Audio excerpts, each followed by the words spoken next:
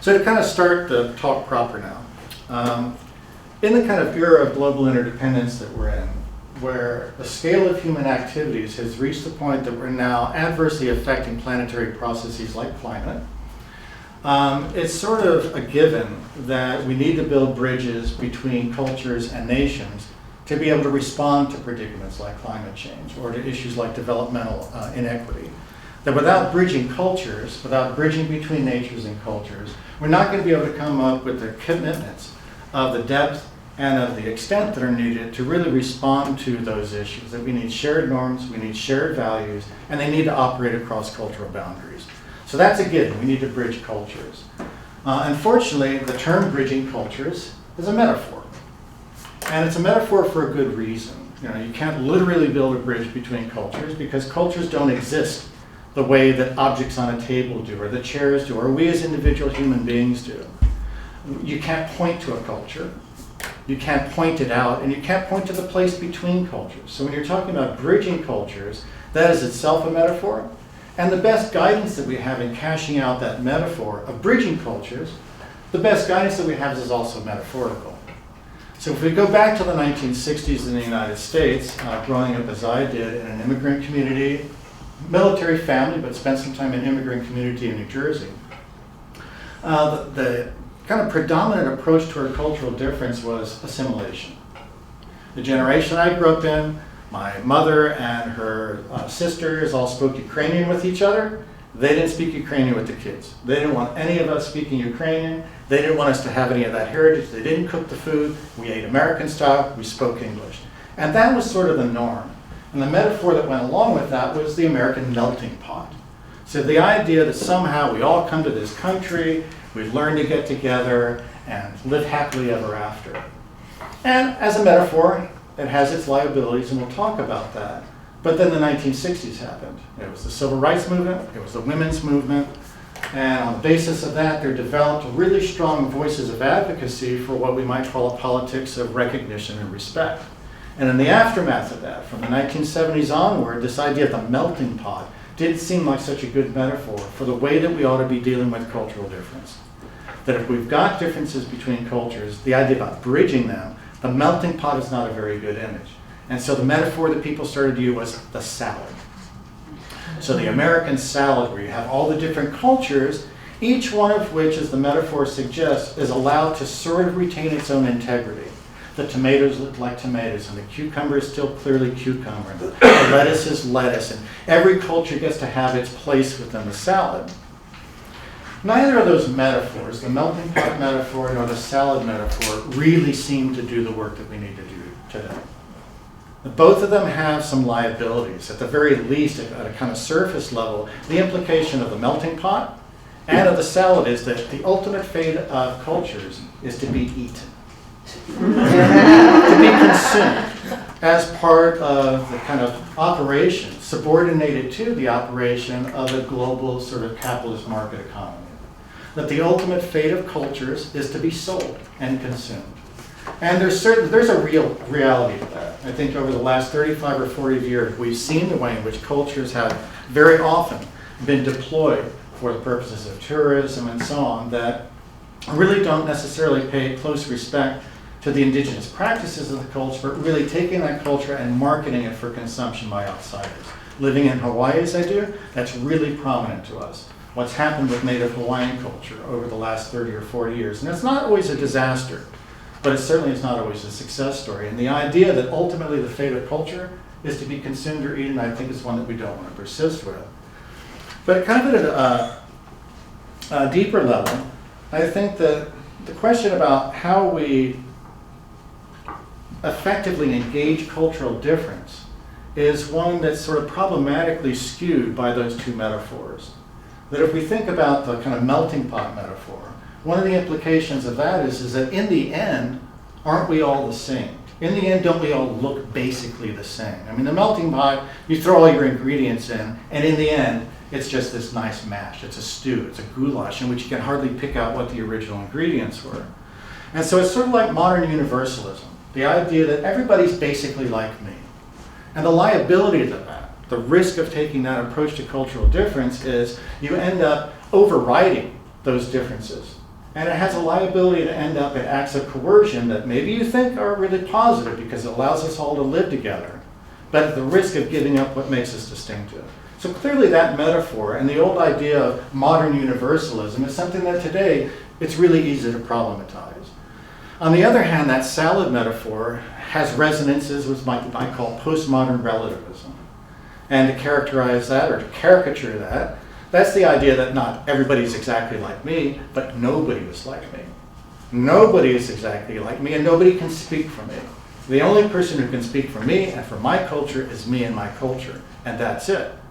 That sounds positive on one level, as does the assimilationist model of somehow we've all got to get together and live together. There's a positive side of that, but the risk, the liability, is that then you start to justify values incommensurability and say we can't really put two cultures in conversation with one another in the way that you would need to maybe arrive at compromise values, where one culture may have to give up a little bit to accommodate another, or to do that at the same time. So the idea of the salad is, hey, we all get to keep our own place in the world independent, but we live in a world of interdependence, and increasingly complex interdependence. So the idea that cultures are isolated from one another and should persist and be conserved as these isolated entities, as imaginary as that is, even as an imagination, the metaphor itself is problematic, because it really doesn't give us a purchase on the kind of shared activity, deriving the kinds of shared values that we need to respond to things like climate change or developmental inequity. So what I'd like to do this morning is to talk a little bit about culture and cultural difference, and to suggest a different metaphor, and it's the metaphor of the ecosystem. And to use that metaphor to kind of really think through what we mean by cultural diversity. It's part of our project, that's the subject heading that we've taken, and diversity sounds like a good thing, and I want to suggest that maybe we've under-theorized it. We talk about diversity a lot. It's part of every university and college's sort of action plan. Everybody has diversity councils. You talk about diversity in the business world. You talk about diversity in politics. Diversity is a word that now has cachet. And I want to suggest that maybe we haven't done a very good job of understanding that, and to really dig into what we mean by culture and what we mean by cultural difference as a way of problematizing our sort of naive understanding of diversity, and to use the ecosystem metaphor to kind of push that a little bit. So I want to start with an anthropological insight. And the insight is that when we've discovered cultures that have lived in relatively long isolation, those are always cultures in decline. They're cultures in which the people, when they're asked about their practices, they'll say things like, well, you know, we used to have this particular ritual, but nobody today quite remembers how to do it. Or we used to do these practices, and we remember our grandparents doing that, or our great-grandparents doing that, but we don't really do it anymore, and I'm not sure that there's anybody who could really effectively do that particular practice. Something about living in isolation, cultural isolation, somehow leads to cultural atrophy. And I think there's a really important insight to that cultural difference is in some way crucial to cultural diversity. That cultures neither originate nor really thrive. They may survive in isolation, but they don't thrive in isolation. You can kind of think of if you're cooking for one, or cleaning your house for one person just for yourself, or decorating yourself, dressing just for one, decorating your house for one, versus doing that for guests. There's a big difference. I know when I'm at home cooking, when the family's not there, it gets down to a one-pot dinner. That's it. Simple, straightforward, it's fuel. But when the family's going to be eating, or you have guests coming over, you got at least 2 or 3 dishes that you're preparing, you make sure that it looks nice on the table, you have the music going on, you open the curtains so the sunlight's coming in from the sunset, you make it an environment in which you're welcoming people in. You make that extra effort. And we do that when we're entertaining guests. And I think that the insight that we have individually like that really applies to cultures. When people are in a position of entertaining those who come from outside of their own environment, they put on a show. They actually up the ante. They do things that they wouldn't normally do. In other words, they kind of take their own day-to-day life and appreciate that in a certain degree, add something to it. I think there's something really important in that process, an important insight for us. But if we talk about culture, this way of looking at it as cultures in isolation or cultures in atrophy doesn't resonate very well with our typical current modern understanding of the term culture. And we can talk about culture dozens and dozens of different definitions. Talk to an anthropologist like Kathleen later today, and she'll tell you there's dozens of contending definitions for what we mean by culture. But I'd like to start with just reflecting on the word culture, and to kind of appeal to Raymond Williams, the literary theorist, who in his book Keywords talked about culture as one of the 3 or 4 most complex words in the English language. And noted that the way that we use the word culture today, or in the early 1960s, or today at the beginning of the 21st century, that the term culture, the way that we use the word today, is not the way that it was used historically. This is a relatively recent invention, that the concept of culture is a relatively recent invention. Prior to the 17th century, when people used the word culture, what they meant by it was a physical process of nurturing and domestication. So you culturing as in the word cultivate, you take wild species and you domesticate them. Wild animals, wild plants, and you turn them to human use. So that idea of cultivating was one that was really a physical process of shaping things to your own needs. That's the roots of our word culture. During the 17th century, that idea of physical process, of cultivating a certain kind of relationship with others, was then sort of generalized. It was taken metaphorically. And people started thinking, well, when we're cultivating a crop, what are we doing there? Can't we cultivate the younger generation the same way? Isn't education a way of cultivating the young? And so this idea was extended from the idea of domesticating plants and animals to now domesticating the youth through education. So there's this process, a kind of a disciplinary process that goes along with that understanding of culture. If we kind of step a little bit further forward into the early 18th century, people took this idea that culture has something to do with extending our spiritual, intellectual, emotional life through a process of education as an individual, and started to think the same thing can be done across the board with peoples as wholes. And the idea then was, in the context of sort of universal histories that were then coming into favor in early modern Europe, that the idea was that culture is one process by means of which a kind of shared human nature is nurtured from savagery into civilization. So that the term culture became sort of co-opted into a discussion that was taking place that had political ramifications, had ramifications for how we understood ourselves socially, but put people on a spectrum where you started to rank cultures, where cultures became not one singular thing, this process, this activity, physical process of cultivating, but rather cultures became something like a noun now. You have different patterns of culturing others, different patterns of education, and some of those are better than others.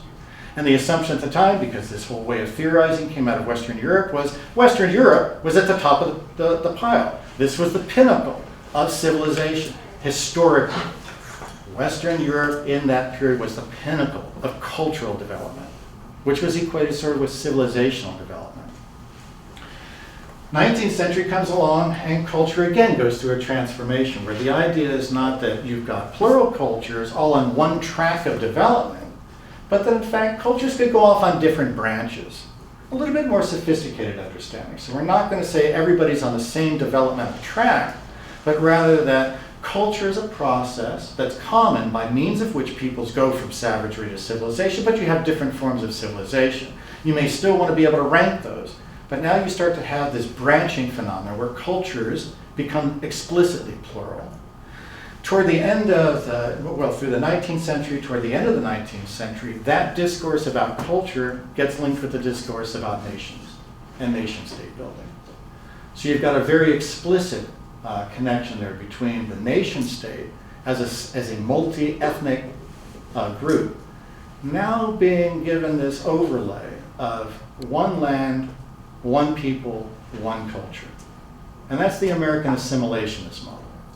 That for any given nation, you should have one land, one people, one culture. And the US assimilationist model is one of those, founded on democratic principles. A similar outcome of it, much more sinister, was the Nazi appropriation of exactly the same idea. One land, one people, one true culture, the Germanic one. And so that idea that somehow Cultures are what identify distinguished peoples, distinguished nations, and distinguish them in a way that has them isolated as individual entities that are then, in some degree, as nation states are, in competition with one another. And at that point, in the early 20th century onward, that people start to talk about culture as the artistic, intellectual, technological accomplishments of a particular people. Prior to that, the word culture was not used to refer to artistic activities, music, technology, and so on. This is really a 20th century product. And one of the interesting things is if you then start to ask questions about cultural difference and what cultural difference consists in, with this understanding, this modern understanding of culture, you get the idea that cultures exist naturally, sort of, in isolation from one another. Yes, they interact, but they have their own integrity just as we as individual people do, or just as individual nations do. There's a kind of a naturalization or a reification of cultures as these independent entities, between which now there's some gap. Something exists between them. So end of the 19th century, early 20th century, Asia is starting to modernize. Asia adopts these European values, American values, about one land, one people, one culture, and they start to think, yeah, this idea of culture, it's like science, it's like modernity. We've got to have a word for that. So let's translate that into our languages. And interestingly, when they translate the term culture into Asian languages, the sensibilities that are reflected in the choices don't always map very well onto this particular modern trajectory of the development of how we understand the concept of culture. So if we go to China, the term that they chose, and it's the same characters, wen hua, so if you do Chinese, you've got two characters, wen and hua, that in Japan it's pronounced bunka, same characters used in Vietnam, same ones in Korea, same Chinese characters used. Where the first character means something like inscribed patterns, originally, old root term, and the other one means transformation. So culture is inscribed patterns that are being transformed over time. And the idea of the inscribed patterns, the best evidence today is that where the term wen originated was in tattooing. So there are marks tattooed onto the bodies of people that identified them as belonging to a particular people or ethnicity. So something different.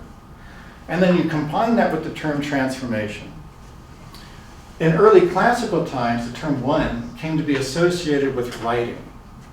So a kind of inscription, a patterning activity, that in early days, the mythology about where writing comes from, where does this process of written language come from? The Chinese mythology is, it is as a form of communication between the human level and the celestial/ancestral level. Writing is a medium of communication between this generation and past generations, between this now living generation and the celestial realm. However you want to conceive that, the divine, the transcendent, whatever, to this earthly realm. So language is a medium of communication between the human realm and those who have some degree of influence over the quality of our lives as humans. So you're appealing to your ancestors for assistance. You're appealing to the deities for assistance. Language is what allows that to happen, and language therefore became associated with authority. So writing and authority go together. But the way in which wenhua comes to be deployed from classical times forward is you've got written texts that have authority, but that in order to be able to be made relevant, you need commentaries. So culture, wenhua in Chinese, is a commentarial tradition. It's a commentarial tradition that takes a canonical basis and accepts the reality that for the canon to be appropriate and useful today, we need to adapt it. We need to change it. And we do that through commentary. That's a very, very different understanding. It's not you have a core text and you try to, like we do with the US Constitution, debate what does the Constitution really say here. The Chinese approach to culture was we've got these core texts and they can mean what we need them to mean. We use these texts as a medium of expression with the purpose of taking a multi-ethnic community and finding a basis for harmonizing within that community. If you go to Thailand, the term that they chose to translate the Western word culture is watanatam. literally translated would be something like the progressive flourishing of the Dhamma, where Dhamma is the Pali word for the Buddha's teachings, originally oral and later in writing. So the progressive flourishing of the Dhamma, where the Dhamma, the purpose of the Buddha's teachings, is to engage people in the ways that they need to be engaged in order to see what are the real causes of their own conflicts, their trouble, their sufferings, and to provide them a set of strategies for relieving themselves, dissolving the conditions for their conflict, their troubles, and their suffering. So culture in that Thai context is not something that separates people. The core of Buddhist teaching is all things arise interdependently. So at the core of the Thai understanding of culture is understand how everything's interdependent, and culture will provide what you need, the resources that you need to overcome conflict, to overcome suffering.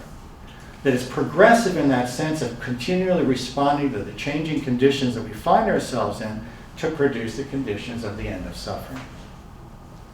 So a very, very different idea. It doesn't have a disciplinary connotation. Rather, the Thai connotation of Watanatam is to have culture function as that which helps to establish the conditions under which each and every one of us is able to relate freely with others. That notion of liberation is being able to relate freely. So what's interesting about those two ways of looking at culture is that they resonate pretty well with this idea that the anthropological insight that cultures in isolation are cultures that are atrophying. That cultural difference is crucial to cultural vitality. In both the Chinese and the Thai case, you have a very progressive understanding of culture. Culture is not fixed, culture is not stable, culture is constantly moving and shaping, not as buffeted around by external conditions, but as responsive activity. That cultures are continually responsive and transforming themselves.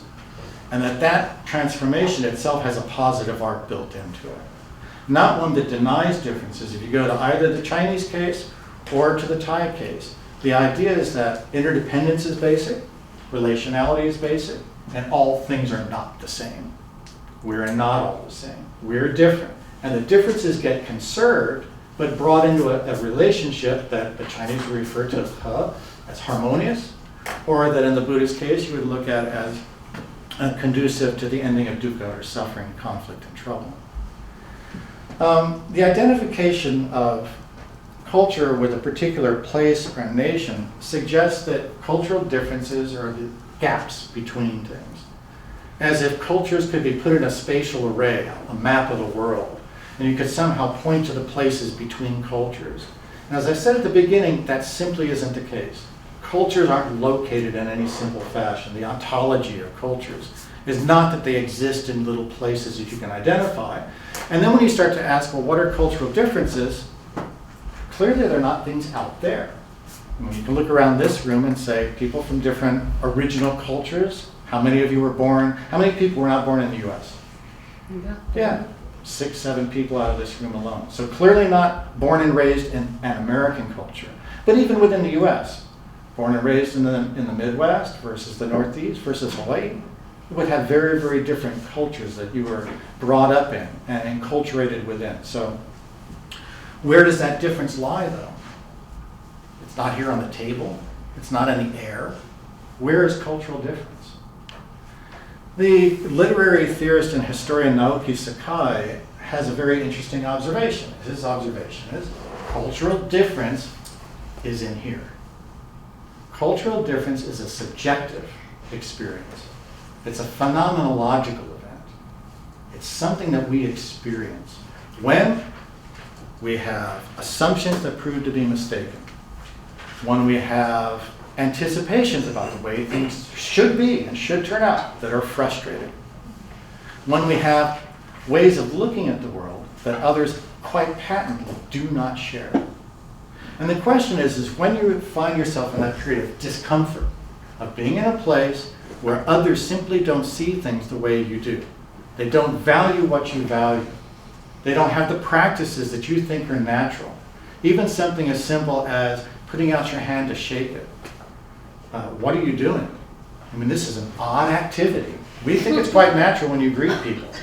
But if you grow up doing the why, where you bow, calmly and nicely, someone sticks their hand in your face. What do they want?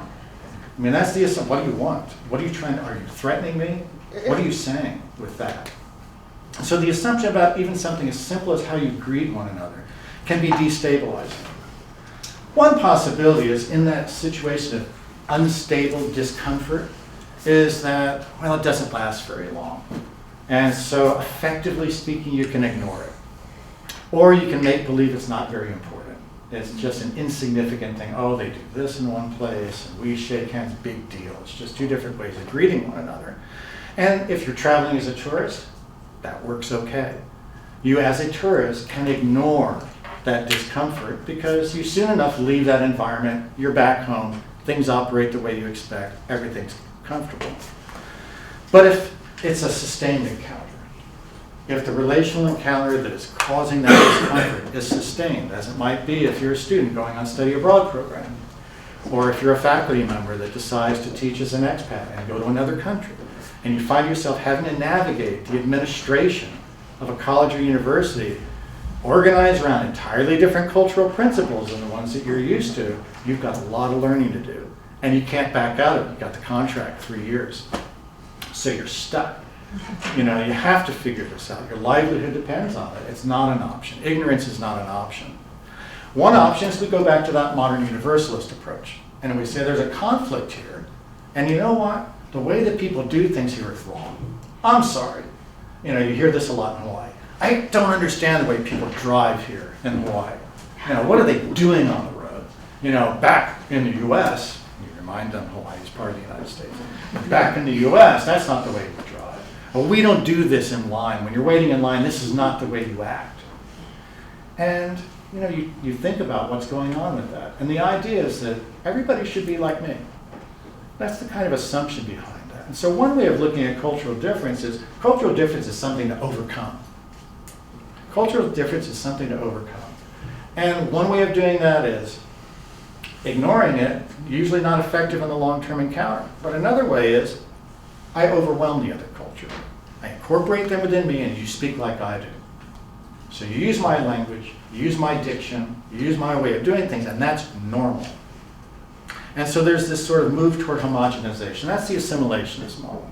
And that is an impulse that people have in the face of cultural difference, this discomfort, subjective discomfort. The other one is, well, look, you do things your way. I'm only on contract for 3 years, and I'm going home. Worse if you marry someone from another culture, and you're not in that position. I guess you could always get divorced, but basically you start with the idea you're in it for life. And so that's not an option in a marital situation. It's not an option if you move somewhere permanently. It's not an option if those people happen to move in next door to you and they're your neighbors. So suddenly now you have to deal with this. You're not in a position to do that. And a second approach is not my way is going to prevail.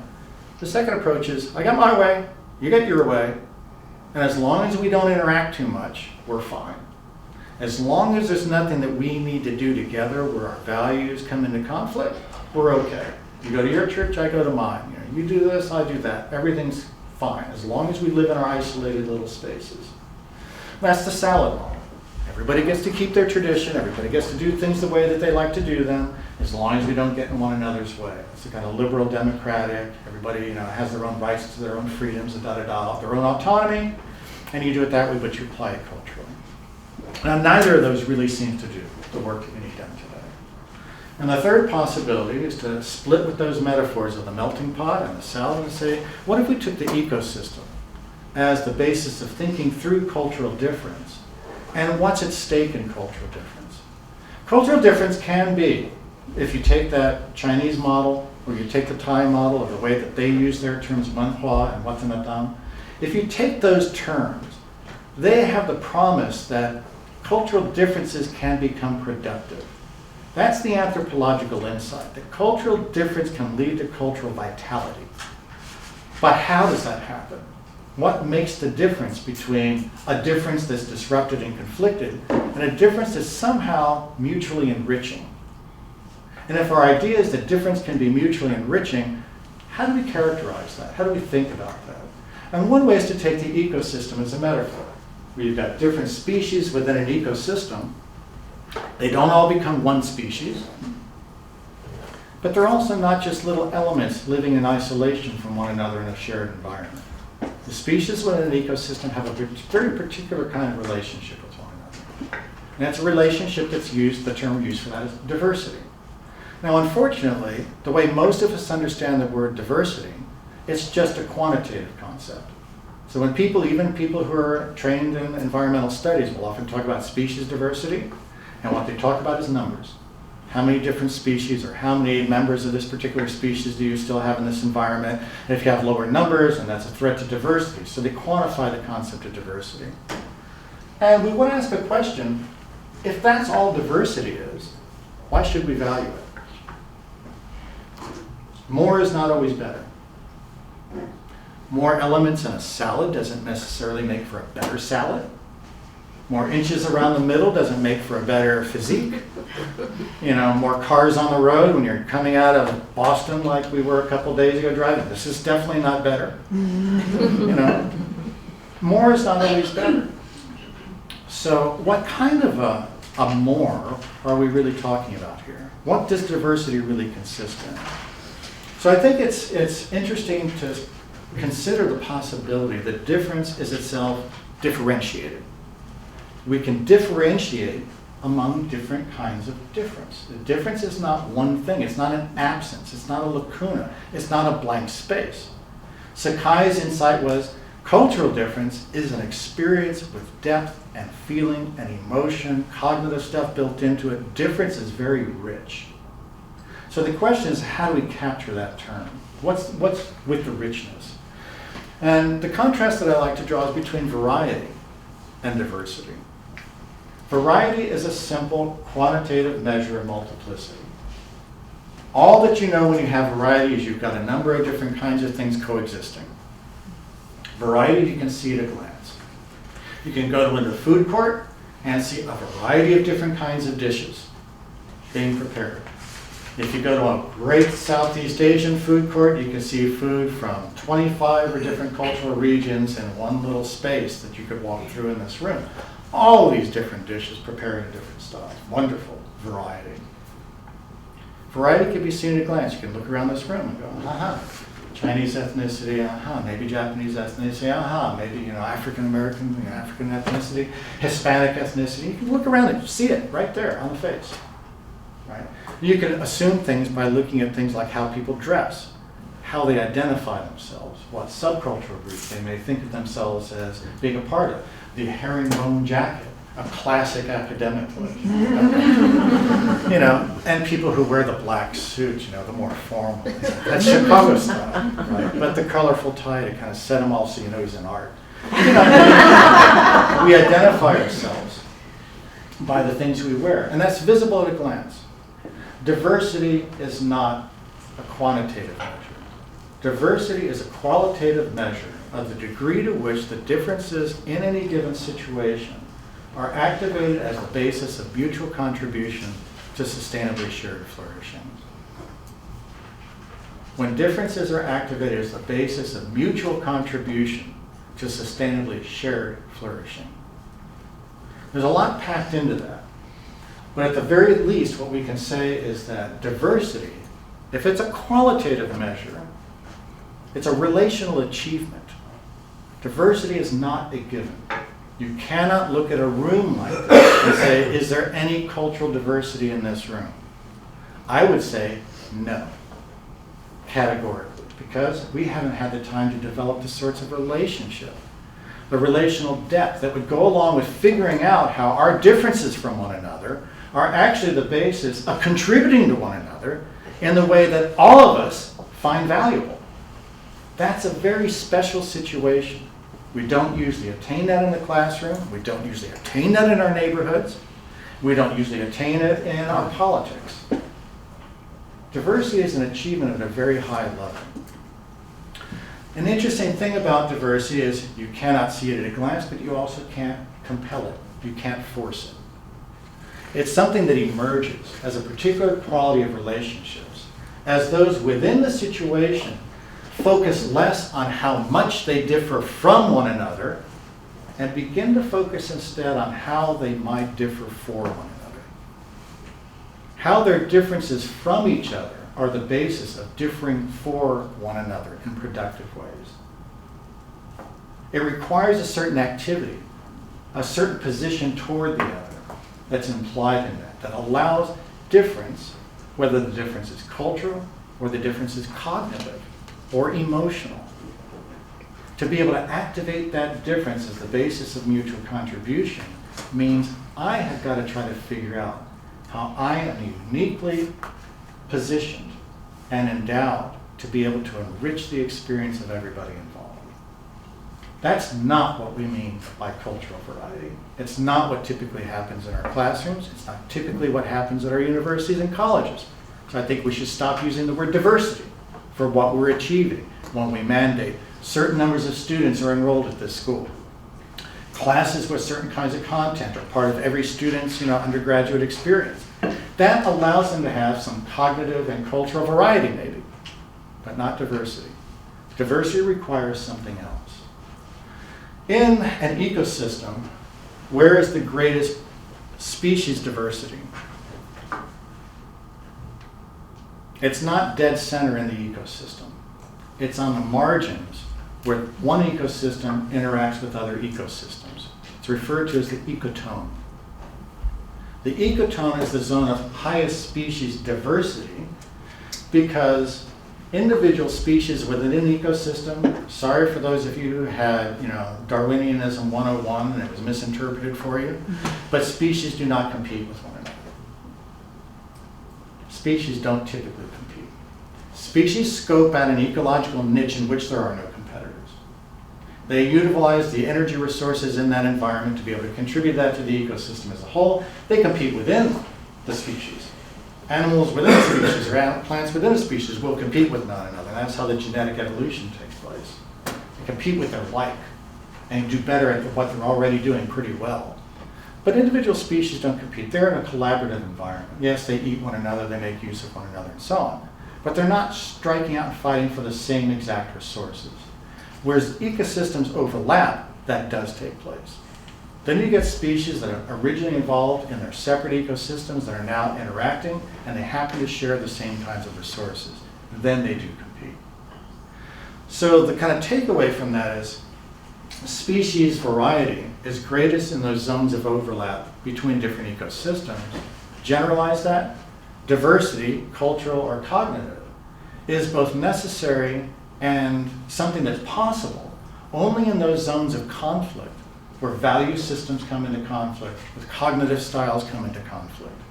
It's by going into that conflict, like the experience that Sakai is talking about, is the experience of cultural difference. That experience of discomfort, by going into that and understanding it and dwelling in it and with it, that the possibility of diversity exists. To kind of give the image, to play out the metaphor a little bit, you can contrast a zoo and an ecosystem. In a zoo, if you're Bill Gates and you want to build a big zoo, and you want to have a really nice zoo that has all the plants and animals and the insects and everything else that's involved, maybe even down to the level of bacteria, for the near shore environment in Hawaii, and you're Bill Gates, you can pay for it, you can build it. You can recreate in Alaska an environment that's just like the one you have in Hawaii. The only problem is if you pull the plug on the electricity or the medical supplies or the food or anything else, all those animals die. What you have in a zoo is species variety. What you have in an ecosystem is species diversity, where the species do not live in isolation, where the species do engage one another, and they engage one another in the precise way that's needed for the system as a whole to have adaptive flexibility, to be responsive. So if we think about that idea of diversity, we can ask, where did diversity occur in the past, cultural diversity in the past?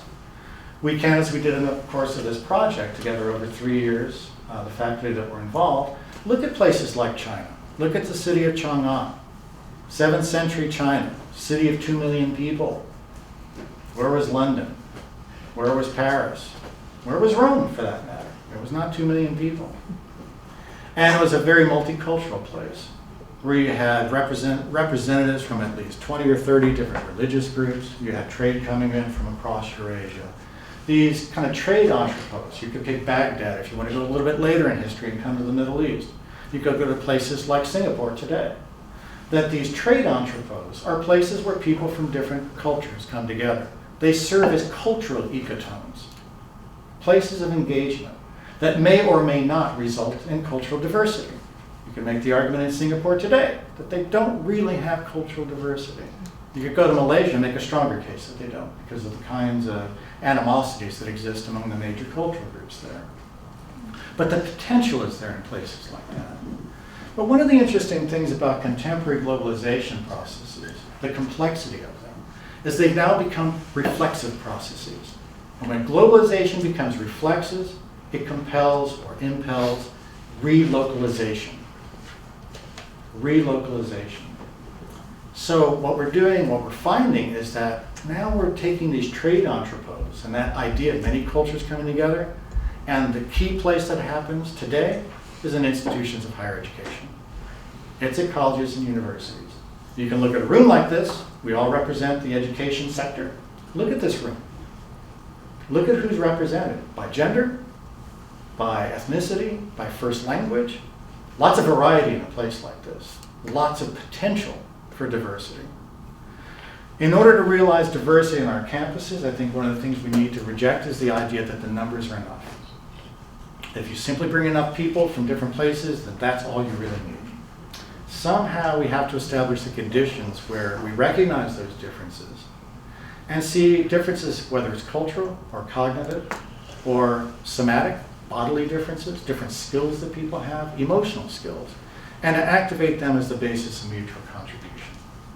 Colleges can become cultural ecotones. I think that's really our promise, because they're places where global forces, national forces, state level, regional forces, local forces all come together. It's the funding streams, it's the intellectual content, it's the students, it's the faculty and their concerns that are really, they represent the full spectrum from the global to the local. Everything's present there. And what that allows us to do is to get really high resolution on the kinds of predicaments we face. Go to Washington, D.C. These people are operating at a certain level. They've got a certain grasp of what our problems are. But they're grasping them with a really narrow bandwidth, a very narrow bandwidth. At a college campus, you've got extraordinarily wide bandwidth of views, perspectives, opinions, likes, dislikes. That is a really rich environment. The potential for realizing cultural diversity on our campuses is greater than probably anywhere else in our society. That's the great promise of higher education. Whether we realize that promise, or whether we make good on that promise, is a momentous task.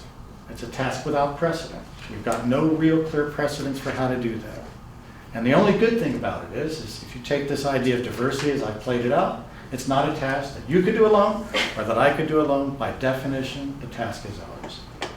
Thank you very much.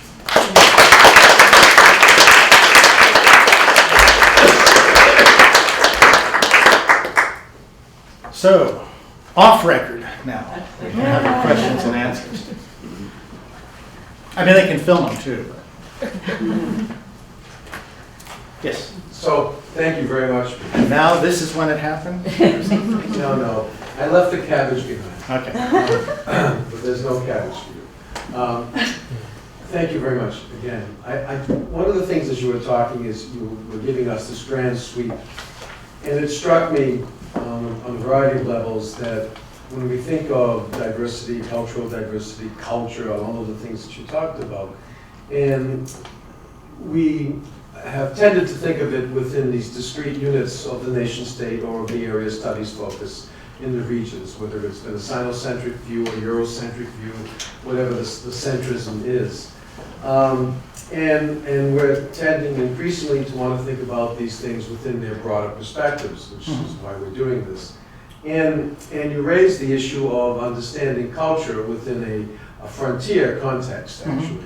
And the more you spoke, when you spoke about the margins, it seemed to me, of course, that you're really talking about not necessarily just zones of conflict and how cultures grow out of that, but of the zones of interaction that essentially societies at some point, not really at some point, we could argue from the very earliest point, from human origins, when we first start migrating out of Africa millions of years ago, that we are always interacting on some level, and as we interact with others, that other is always us, and we are always becoming the other again, et cetera, as cultures grow out of these interactions. I mean, the model has always been one of interactions and connections within and across whatever defined spatial borders we might have.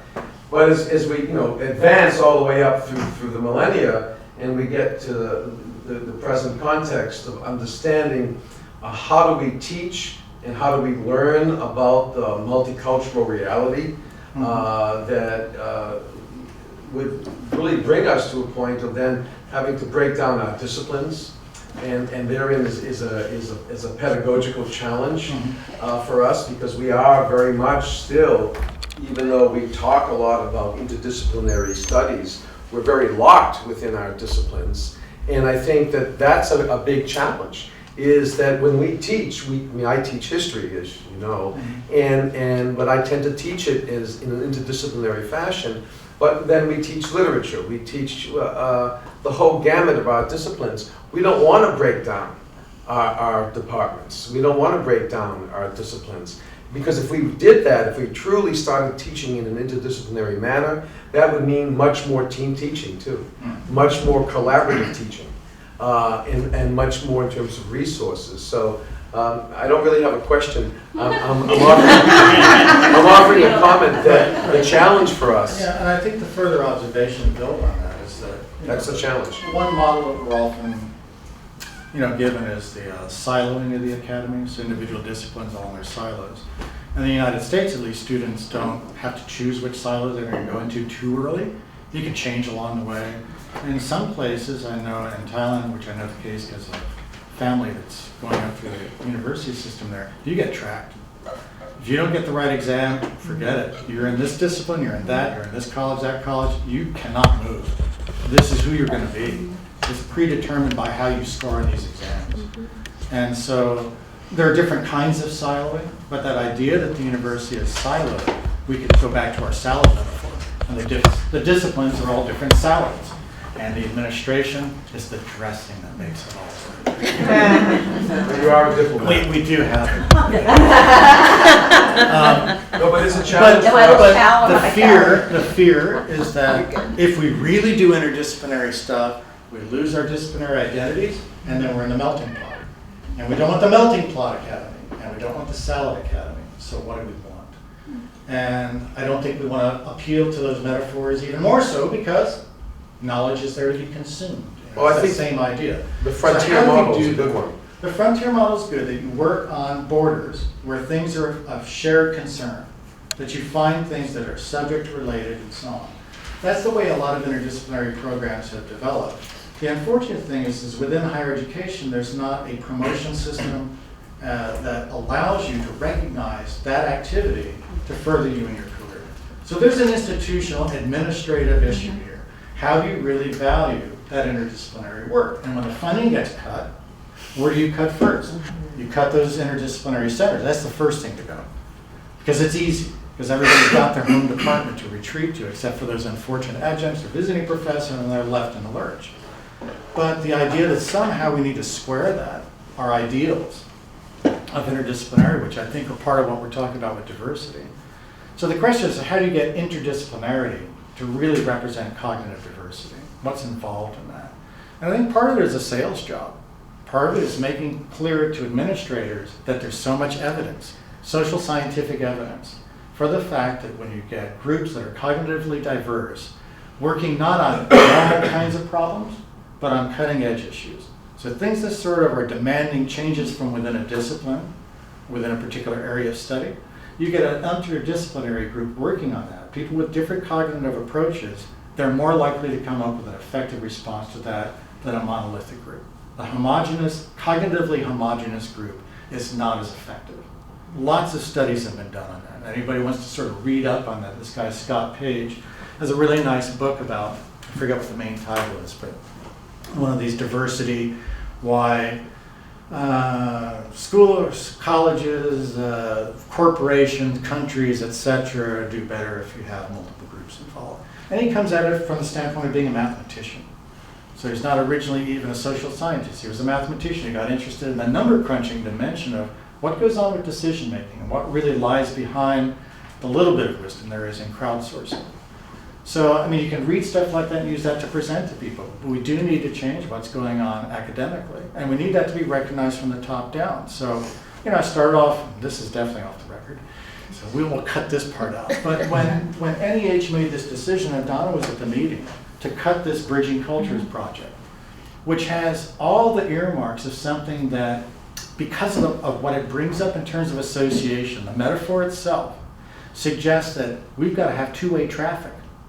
I guess you could build a bridge that only goes one way, but nobody would bother. You know, as a public good, a bridge has to go both ways because trade going one direction, it depletes. It doesn't add. You got to have it going both ways to make that work. You got to have somewhere it's two-way traffic. And the idea of Bridging Cultures really captures that nicely. So we're not going to do Bridging Cultures anymore. What's the new initiative? The common good. God. No, see, we had these same reactions at the room there. Yeah. Common good, you know, we've had enough of that.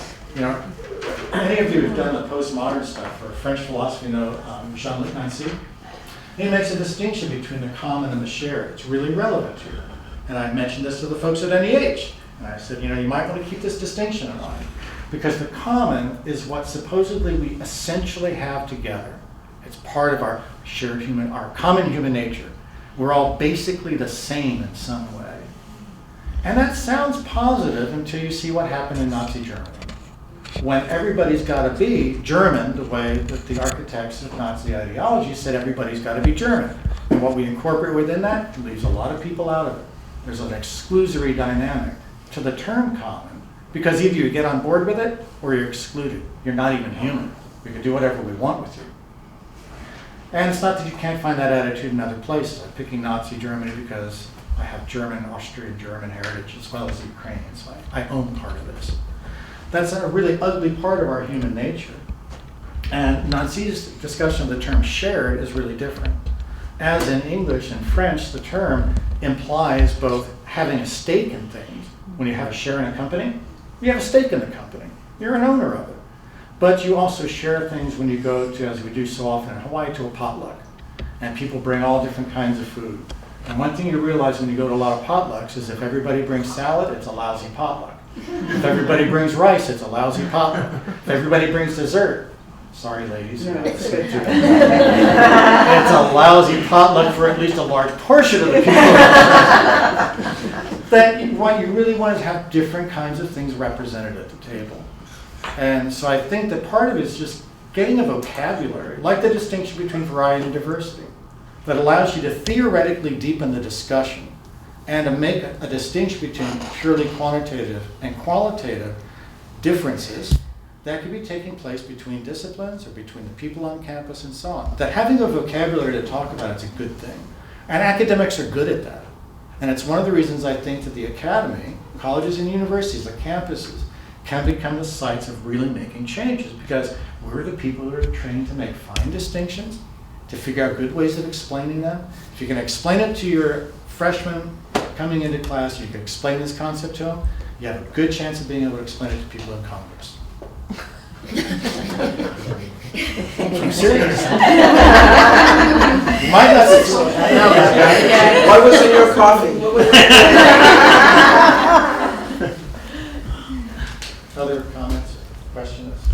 Yeah, thanks, Peter.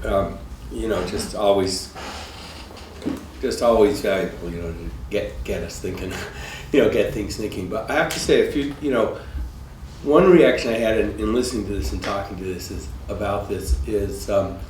know, just as a psychologist and sort of cross-culturally, the reality of how individuals and groups experience the differences of relationship are often not positive, and particularly those who are unequally differentiated experience acculturation stress, take assimilation out of it, and separation or marginalization, for example.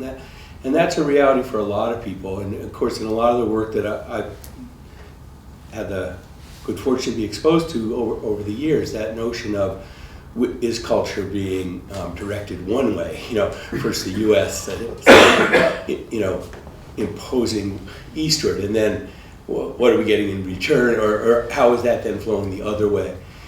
There's a part of me that's certainly hopeful that out of these processes, quote unquote, good things come. But I just have to say that again, there's a part of me that's pessimistic, and so the notion of cultural, of culture wars, both within our society and across the world.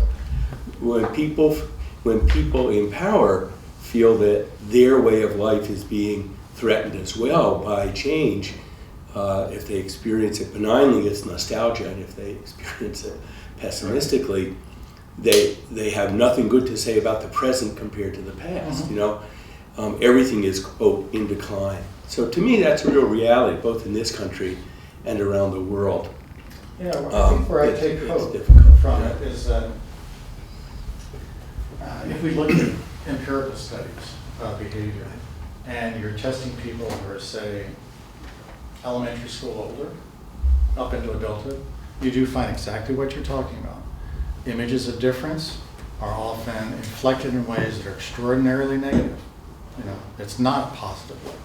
We'll take the African American case. This is all over the news, and in ways that are extraordinarily unfortunate. That if you show, a range of pictures and ask to identify the thief in this, what are people in the U.S. picking? Sorry. And it has what basis in fact? Very little actual basis in fact. Especially if you adjust for population differences and the demographics of inner city development and life and so on, you can start talking about, public health issues of why violence is prevalent in those communities. But that's a public health thing. It's not a racial thing. It's a public health thing. It's about environment. But if you do studies of infants, which are now increasingly being done because we've got the sophisticated technology to track eye movements and to measure responses, what seems to be the case is that there is a disposition that seems to be hardwired into us to associate with and connect with what are perceived as altruistic behaviors. Even when the example that I'll give you is one it's so simple and yet striking. A car running across a track and another car that goes along the same track going uphill, and it hooks onto it and tries to pull it back down, versus a car that goes on and hooks up and helps to push it over the top and get to the other side. Kids who see that car, let's say the first one's red and the other one's blue, who see the blue car pulling back tend to not like the blue car. They don't go to the blue car, they don't pay attention to it, they reject it. When they're given an opportunity to play with the cars, they play with the red car, not the blue car. If the blue car pushes it up and seems to help, they play with the blue car over the red car. So it's interesting that we've got this disposition to affiliate with people who contribute to us. And that seems to be pretty early on. Now, I'm not saying that that's not somehow enculturated, but there seems to be, because it's happening so early, that if we built on that, if we capitalized on that, as is part of many cultures around the world, is to emphasize giving, the perfection of offering, of doing things for others.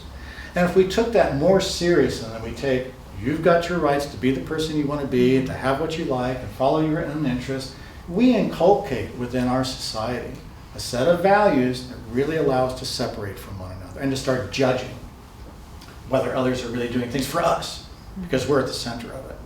But that doesn't seem to be the basic human sort of impulse. So I actually have confidence, not in a sort of a generic human nature that we've all got, but because somatically, bodily, we seem to want to affiliate with one another. We seem to want to work with those that we identify within the environment as being helpful, that we connect with. And we all know what that feels like. It's the basis maybe of romance. That somehow it comes to this person is something I really resonate with. Whether you call it helping or resonating, there's something going on with that. And I think that's really positive. We ought to look to that. That we as a society need to think more seriously about what we're educating for. Do we really need math, prior to 11 years old or 12 years old. You know, when the studies that have been done on brain development suggest that there's so much disparity between individuals in terms of brain readiness for the cognitive activity associated with mathematics, that if you waited until age 11 and started math then, every student would get to the same level, 5th grade level, in 5th grade. They'd all rise to the same level. But if you start at elementary, kindergarten, or 1st grade, some kids really get it, others don't. The ones who get it are rewarded. The ones who don't are punished with bad grades, or they're put in remedial classes. Then I'm not good at math, and then they resist. I'm not good at it, therefore I won't do it. They take pride in not being able to do it because they're being told this is inherent to you and you can't do it. So we facilitate these disparities opening up within our society. That made people made some smarter choices, took advantage of the empirical evidence that we now have, that we didn't have a century ago. We can now say the science actually doesn't bear out that we need the math early. Societally, we want them to do that because we want them to understand money, we understand how to consume things. We want them for that. That's why they got to do math. Otherwise, why do kids need it? So we have to have some basis for making hard decisions like that and deciding where do we want to put our efforts, especially in education. So I appreciate where you're coming from. You know, my first Buddhist teacher said, number one, bad animal on the planet, human beings. Number one bad animal. And you could turn that around and say, well, human beings are also the only animal that we know of that is able to appreciate the ordinary to the extraordinary degree that human beings have done. So to kind of run the riff from Mencius, you know, we've got the Chinese here, so I'll do the Mencian trip. Mencius is asked, what's the difference between a human and an animal? He says, the difference is infinitesimal. Difference is infinitesimal. But animals eat and human beings eat. But human beings turn it into cuisine. Human beings turn it into microbrewed beer. Animals procreate, but humans take that same activity and turn it into love, and to romance, and into family. Animals call out and grunt and make noises of warning and ecstasy and so on. Human beings turn that into poetry, they turn it into literature. So we take the ordinary and we enchant it, and that seems to be, to the degree that we've done it, a distinctively human capability. And the question is, can we apply that same capacity for the appreciation of the ordinary to our relationship with nature, to our relationship with other species, to our relationship with ourselves and our cultural others? If we can take that basic human capacity for appreciation, probably nothing is off the books for us. I think we could accomplish it. But we have to have the confidence of being able to do that. I'm concerned about time since we have other stuff to do, but thank you all very much.